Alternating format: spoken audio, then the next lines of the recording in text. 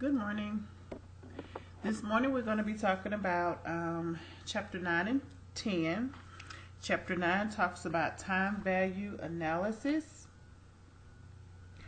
And in chapter 10, it's going to talk about financial risk and required return.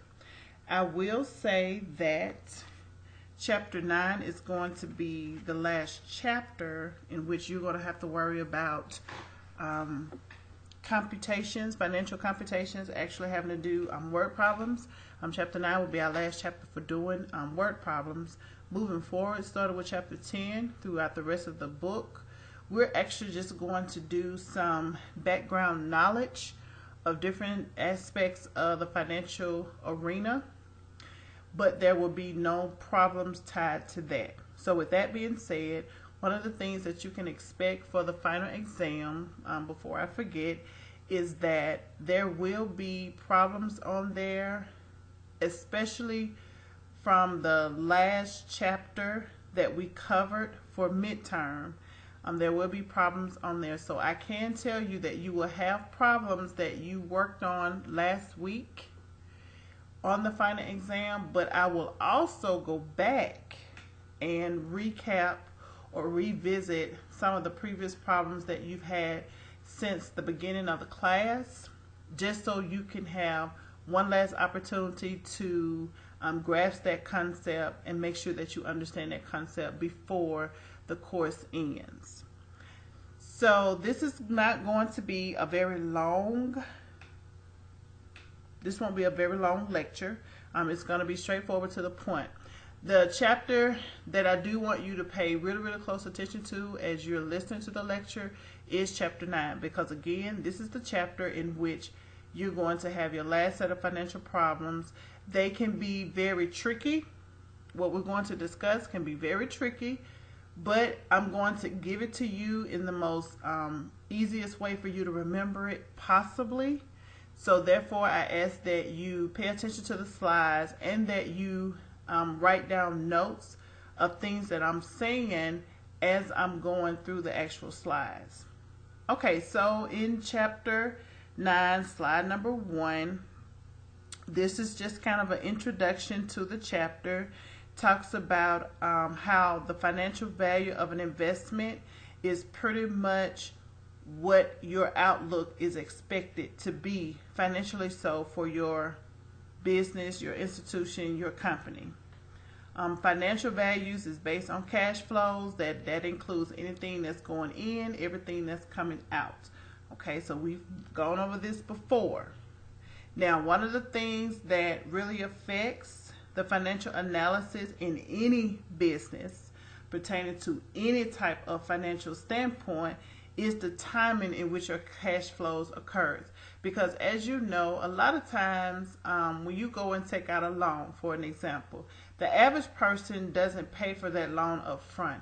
Usually they have established some kind of payment schedule where they're going to be making payments on that loan for a duration of time. It may be 10 years, 15 years, 20, 25, 30 or more. Same thing when you go buy a car. Most individuals don't buy a car right off the lot. There are some that pay cash for cars, but usually when that happens, that's usually maybe an older model car or something of that nature. But when you actually go and make an investment into something, 9 times out of 10, you're not going to pay for that investment in full up front. So with that being said, because you're making payments monthly, that involves timing of your cash flows. Not only think about that, but also think about when something occurs within the middle of a fiscal year. Let's say, for instance, you have to buy some type of equipment.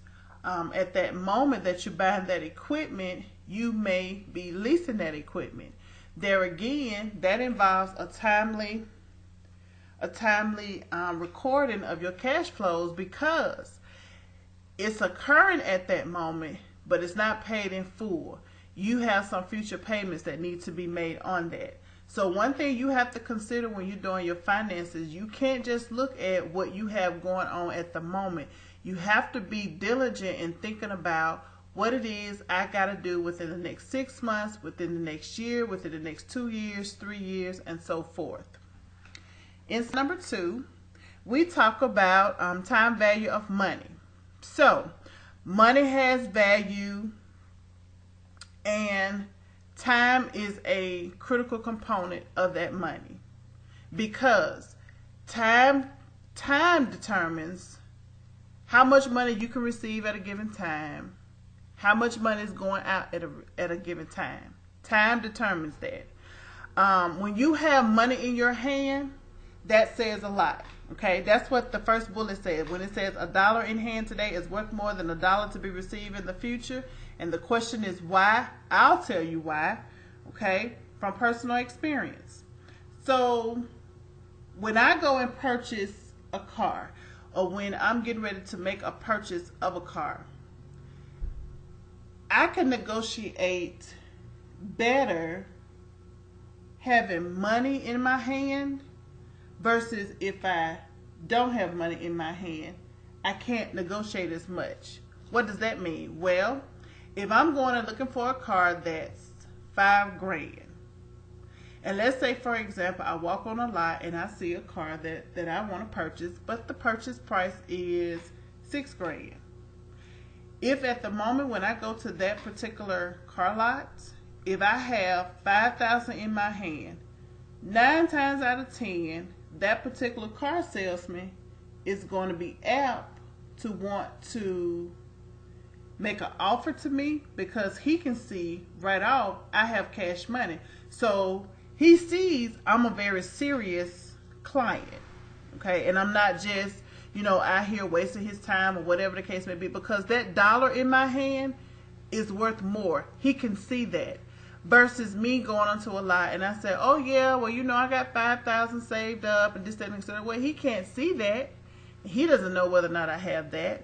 So he doesn't know if I'm really serious about purchasing a car or not. But if he can see I got $5,000 in my hand, he's probably willing to negotiate. Okay, well, I tell you what, let's see if we can cut off $500 from that.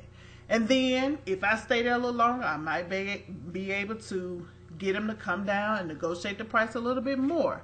So anytime you can see your dollar amounts in your hand at that given moment, that says a lot more. But if you're banking on something in the near future, you're taking a risk. Okay? Now, time value analysis, or sometimes it may be referred to as discounted cash flow analysis.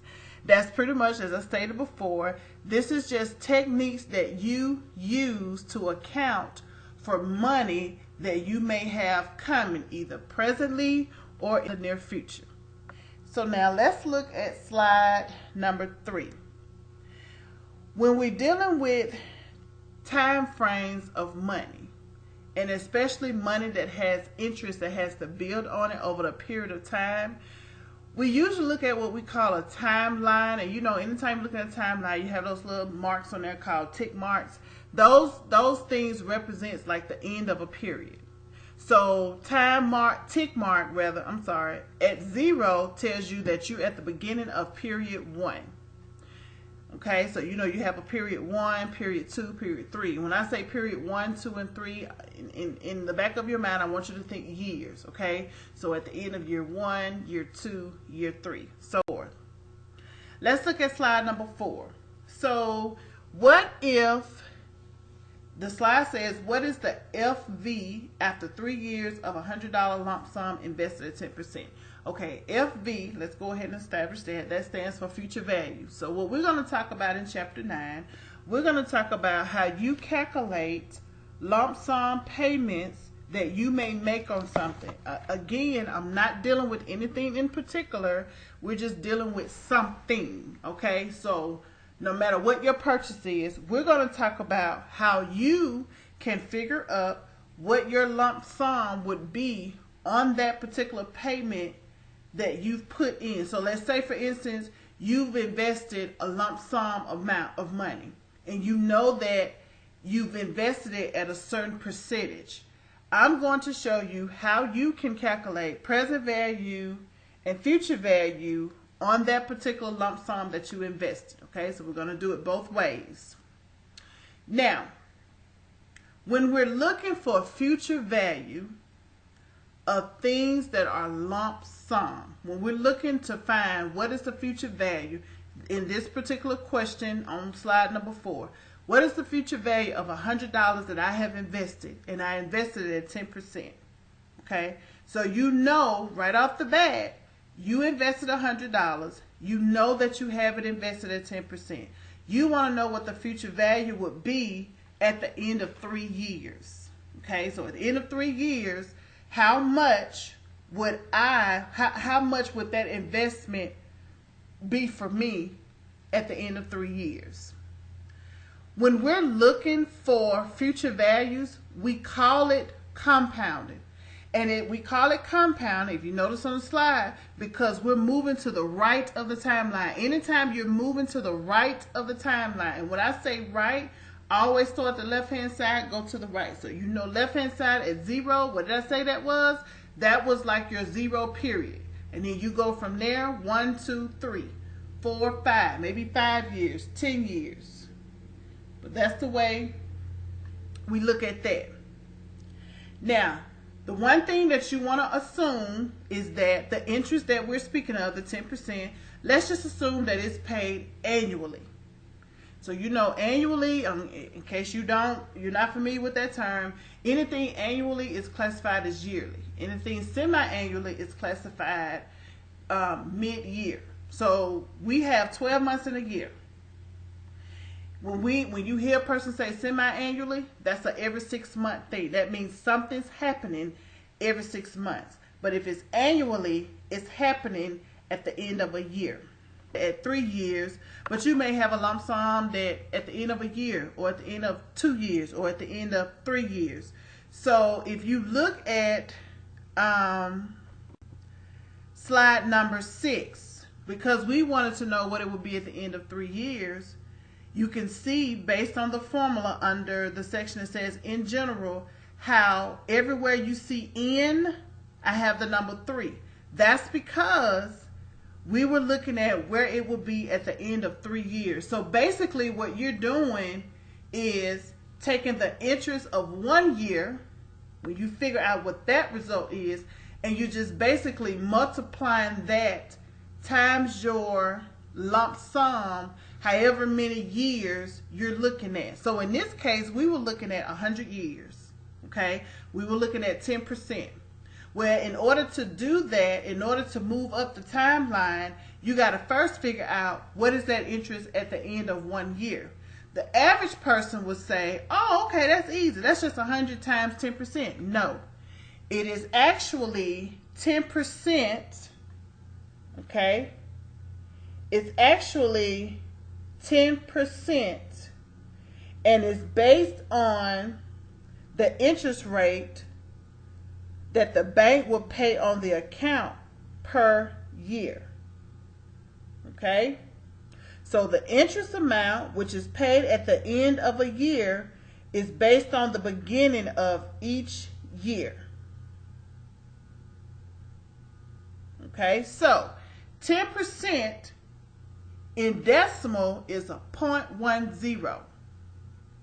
But we gotta know what it is at the end of 1 year in order to calculate it at the end of year 2, year 3, year 4, year 5, and so forth.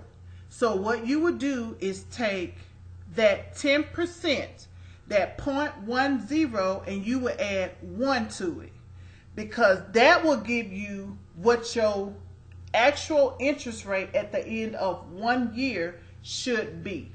Okay? We're not just calculating interest here, we're calculating interest at the end of years. Now, if you went to a store and had $100 and tax is 10%, then yes, it would be $100 times 0.10, and whatever that figure is, yes, you will add it back to that $100, and boom, there it is. But in this case, this is different. This is interest as it's calculated through a bank. And you have to know what it is at the end of 1 year in order to calculate it for years moving forward. So we will actually take the 10%, change it into a decimal, make it 0.10, but we gotta add, but we're gonna say plus 1. And once we do that, if you do your calculator, and I'm getting my calculator, If I say 0.10 and I add 1, that now gives me an interest rate of 1.10. So I know that 1.10 is what my interest rate needs to be calculated at the end of that first year. But the question is, what would you do at the end of 3 years? Okay? So, with that being said, you want to go to look at your lump sum that you have, and you want to say, okay, tell you what, I know that it's 1.10 that I need to calculate onto this lump sum payment for the end of 1 year. But how do I do it for the end of 3 years? Here's the easiest way I find to tell the students. You would take the $100 that you have, because you're investing $100 for 3 years in an account that's paying you 10% interest. The easiest way to do that with a normal calculator is to just say 100 times 1.10, and you're going to do that 3 times. So how does that look in the calculator? You will say 100 times 1.10, that equals 110. Keep the 110 in there, hit times 1.0 again, because now we're at the end of the second year.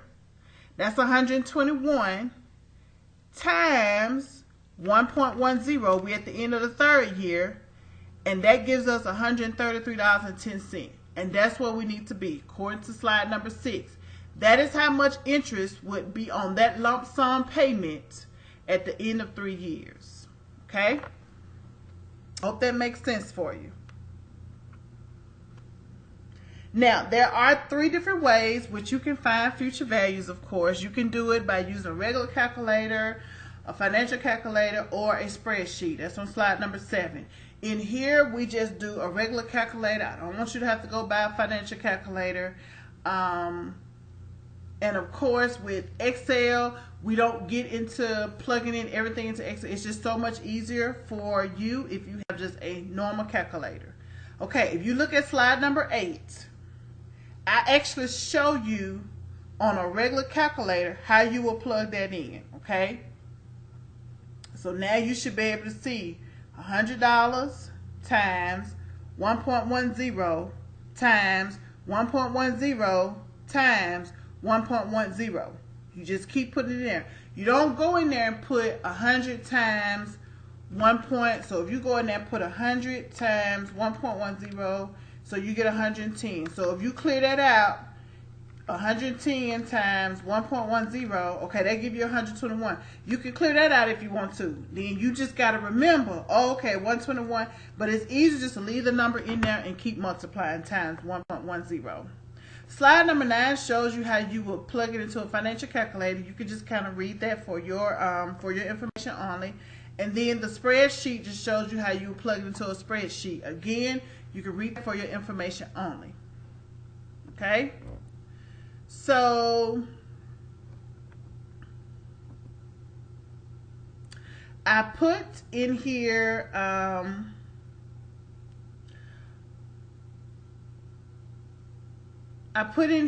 a little discussion item that you could just kind of look at and just kind of play with for your convenience if you want to. And of course, when you hit the slide, it should give you what the actual answer would be. But I want you to play with it just to kind of see if you pretty much can get the answer on your own based on what we discussed.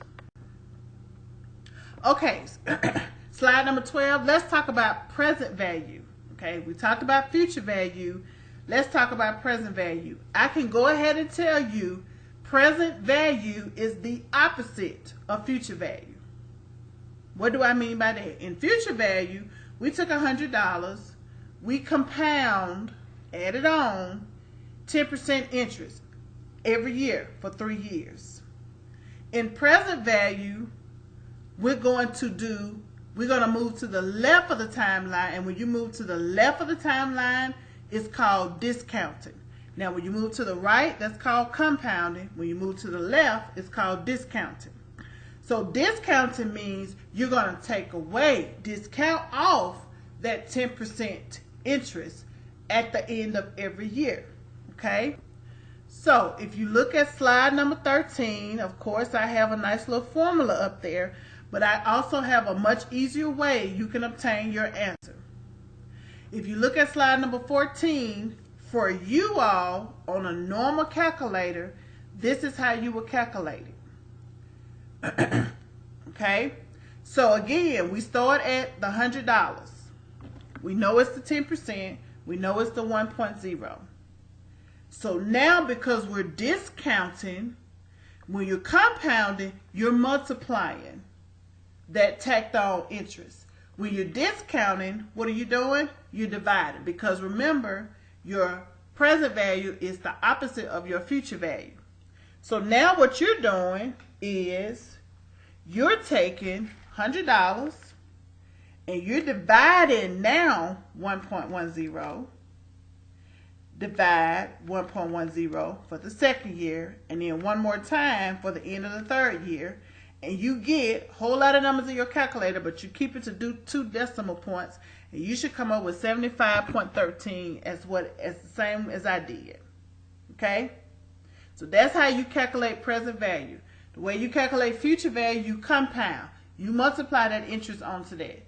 What is that interest? If it's 10%, if it was 20%, you know 20% is 0.20 plus 1.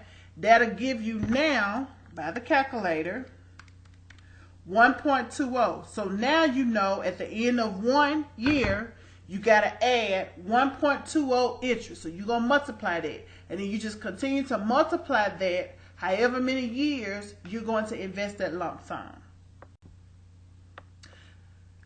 Slide number 15 shows you what it would look like if you were using a financial calculator, and slide number 16 shows you what the spreadsheet would look like if you were using a Excel spreadsheet. Okay?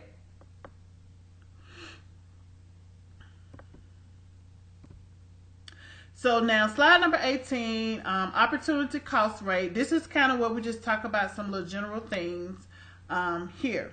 So when we look at discount rates, that's usually something that may not happen often. Usually a discount rate is something that usually kind of help you be a little bit more stretchable, or shall I say frugal, with your resources. However, it doesn't depend on the source of your investment funds. Okay, so whether it's a bond, whether it's stock, it doesn't depend on that. A discount rate is a discount rate. And basically, it's just an opportunity for you to stretch your finances out a little bit if you need to, if need be. Opportunity rate, basically with the opportunity rate, it helps you to assess what kind of risk you're taking with your cash flows. A lot of times you can better estimate your return on investment. If you remember that from accounting, if you remember that from healthcare economics.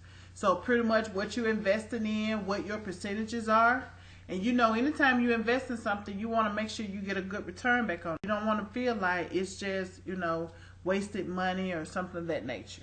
Okay? Now let's talk a little bit about annuities. There are couple of different types. You have ordinary annuities, and then you have what you call annuity due. Now, what I pretty much cover in here with the students is the ordinary annuities. And so I want us to kind of talk a little bit about that. It's not hard to calculate. I will tell you that. The ordinary annuities are not hard to calculate.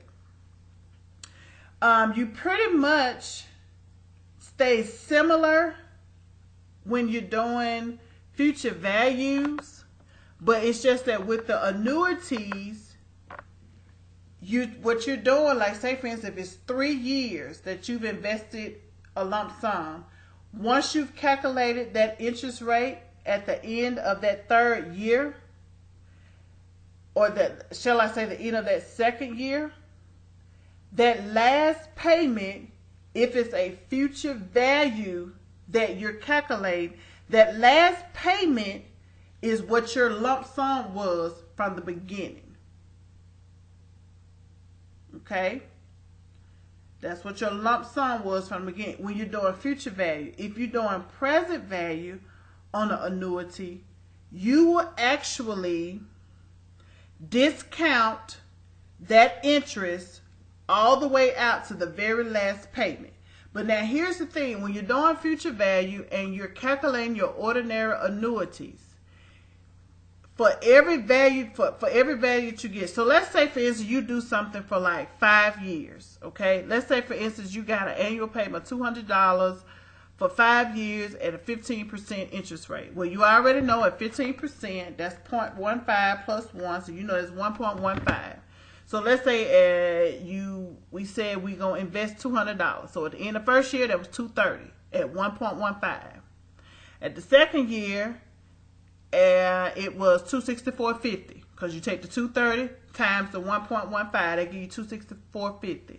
Then take that times 1.15, that'll give you $304.18 at the end of the third year. Take that times 1.15, that will give you $349.80 at the end of the fourth year. Okay, when you get to that payment, then what you add on is $200 for the end of the fifth year, because you go back and just drop your lump sum in. Then you take all of those figures, $230, $264.50, $304.18, $349.80, and that $200 lump payment, you add all those things together, all of those values together, and that gives you your future value of an ordinary annuity at the end of 5 years. Okay, that's what that does for you. So I'm kind of let that sink in a little bit. Now that was for the future value of an annuity. And remember, we just kind of deal with the ordinary annuities in here. So when you're asked the question, okay, so what is an annuity? Basically, it's a series of payments of a fixed amount for a specified number of equal periods. That's basically what it is. It's just a series of equal payments at fixed intervals. So you basically, if it's 5 years, you take all 5 payments at the end of every year. And at the end of that last year, if it's 5 years, at the end of that 5th year, let that 5th year be your lump sum payment, adding together. And that pretty much tells you what your annuity would be for that 5-year period.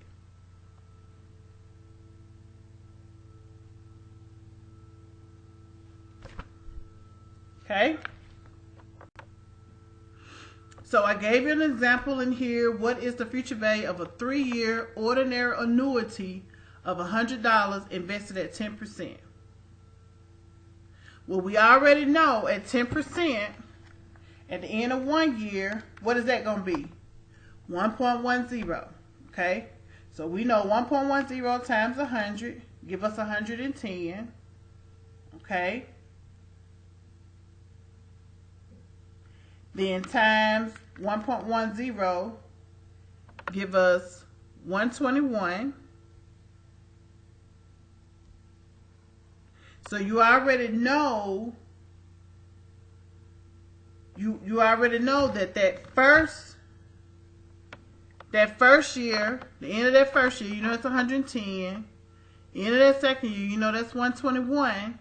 But that third year, that's your $100 payment. So that gives you a future value of $331. Look at slide number 21. It shows it for you. Slide number 22 just shows you how you would plug into a financial calculator. Slide number 23, how you would put it in a spreadsheet. Now let's do the opposite. What if you were doing present value of an annuity? Remember, present value is where you're discounting. It's where you're discounting. So when you're doing present value of an annuity, you're not going to get to that third year and add your lump sum. You're going to discount all the way out to the end of the year and then add your values, and that's going to give you your present value. When you do future value, let's recap. When you do your future value of annuity, you tack on, compound your interest till you get to that very last payment of whatever year you own, 3 years or 4 years, 5 years. That very last year, that's your lump sum payment. Then you add all of your figures up at the end of 1, 2, 3, 4, and 5. Let's say it's 5 years. Add all your figures up. That total amount will give you what your future value is of an annuity. But in present value, whether it's 2 years, 3 years, 4 years, 5 years, you discount all the way out. Then add your numbers. That gives you your present value. So let's look at slide number 24. Same scenario, $100, 10% discount or 10% entrance on an annuity. We know that when we're doing present value, we move to the left of the timeline, we're discounting. So you're taking away the 1.10. So if you got 100 times 0.10, you divide. Make sure you divide. When you discount, you divide. So divide by 1.10. Okay.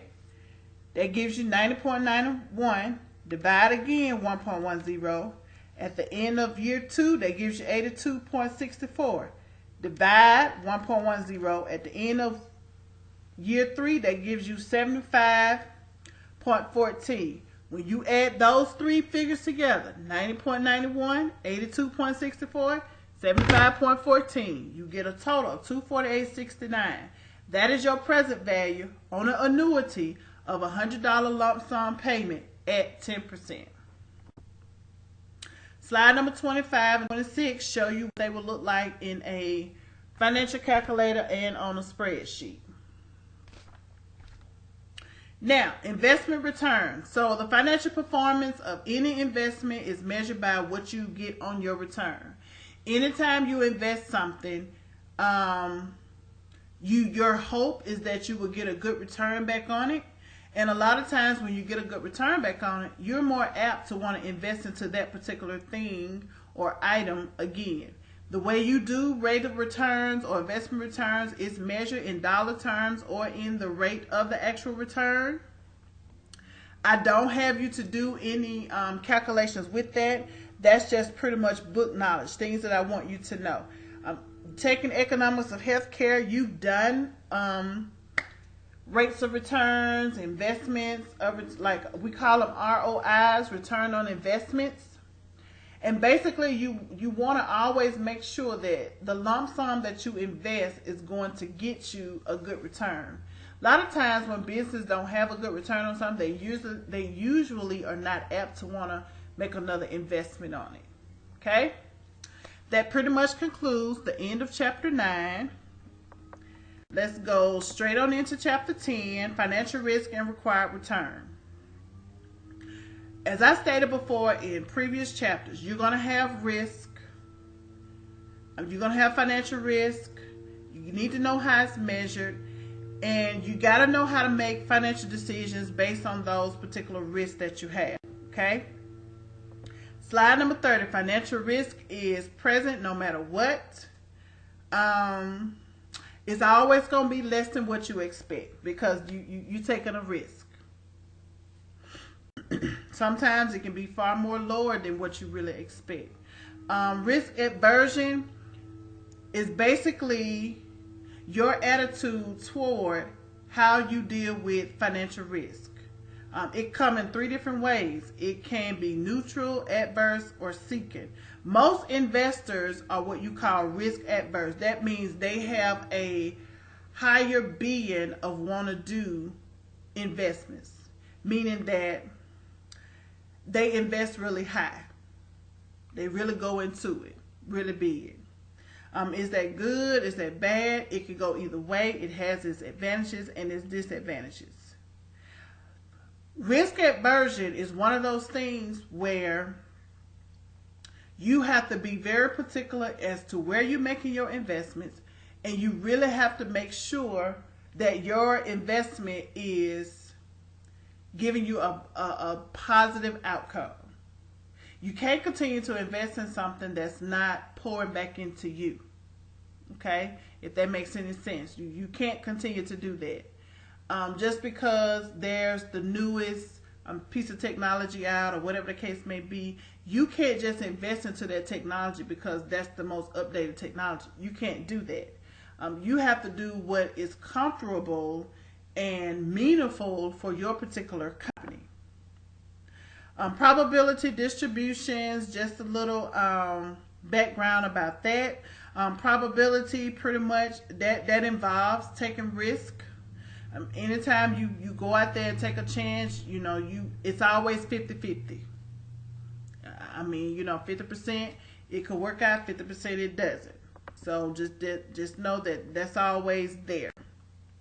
Expected rate of return, you usually want to estimate that before you make an investment. You want to sit down and do your numbers. Okay, so if I invest X amount of dollars at this, that, etc., what kind of rate of return would I get back? When it's after the fact, we call that the realized rate of return, meaning that after you've made the investment, after the return has come back, now you can see what your actual numbers were and what your actual investment ended up being. Standalone risk is usually that type of risk that's kind of isolated by itself. I'm on slide number 35.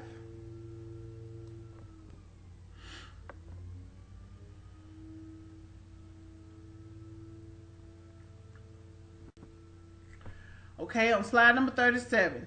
Standalone risk is pretty much any kind of investment that's kind of by itself. Okay, it's really not tied into anything else. So that may be a piece of equipment that you've invested into that you feel is state of the art and you want to start bringing some in-house testing on that particular machine or whatever. It's really not tied to any other type of machine. It's kind of just like by itself.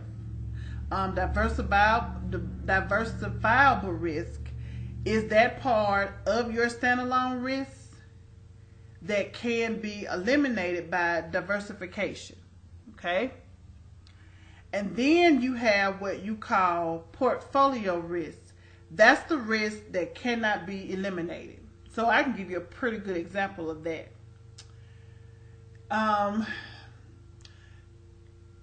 You take a risk every day, or you will take a risk every day in your facility with individuals that come to your office. Every day you're going to take a risk. You have some individuals, they may have insurance today, no insurance tomorrow. You have some with no insurance, they may pay good today, pay their, they may pay their office visit, this, that, and etc., and you may not get another dime from them. But yet, you've invested into them with the services that you provided. So again, that's classified as a portfolio risk. You're not going to be able to eliminate that because it's a done deal. Plus, you're a business. And if you operate your business based on always getting 100% back from individuals that you've serviced, you're going to be up for a rude awakening. It's going to be a highly disappointment for you because it's subject not to happen. Whereas if you bought a piece of machinery and it's really not doing what it wanted to and you needed to send it back, you were only leasing or whatever, you can do something like that. And that's the diversifiable risk. You can take that back if you just, if you needed to, if you need to send it back, it's not working for you, and it's pretty much just taking up space, you could perhaps consider sending it back where it come from. But there are some risks that you take, you won't be able to eliminate them. Okay? It's just like a sunk cost. A lot of time a sunk cost is a sunk cost. And you just have to, a lot of times you have to count your losses on it. Okay? So just keep in mind the 3 different types of risk associated with finances is the standalone risk, diversifiable risk, And then you have your portfolio risk.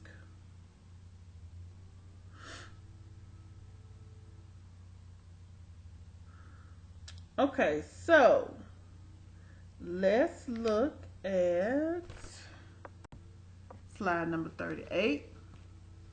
What are implications for investors? How can I be hurt by my investments? Okay, it's not advisable to do single investments. Not when you have nothing else to kind of, cushion it a little bit. It's not good for you to invest in single investments. When you do that, they're a lot more riskier. So you're strongly discouraged from doing that. You're strongly discouraged from having any kind of single investment. So let's see, because an investment is held in a portfolio, it's less risky because the portfolios, you can pretty much hold it as part of another investment. It's not really standalone by itself. Okay, but not all risk can be measured before you make the investment. Not all can't.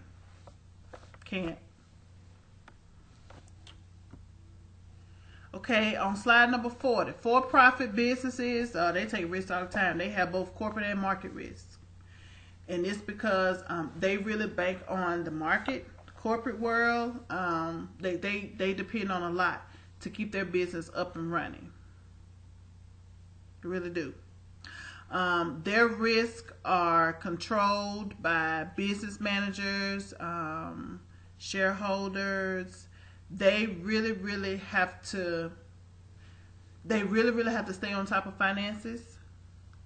They can't afford to let a whole lot of finances go out, and they're not having a lot coming in, because that's a huge that can be a huge letdown for them, because they are a for-profit business. Okay, so anytime you're dealing with a for-profit, just know that every dollar for them counts. Every dollar. Every investment that they make is important.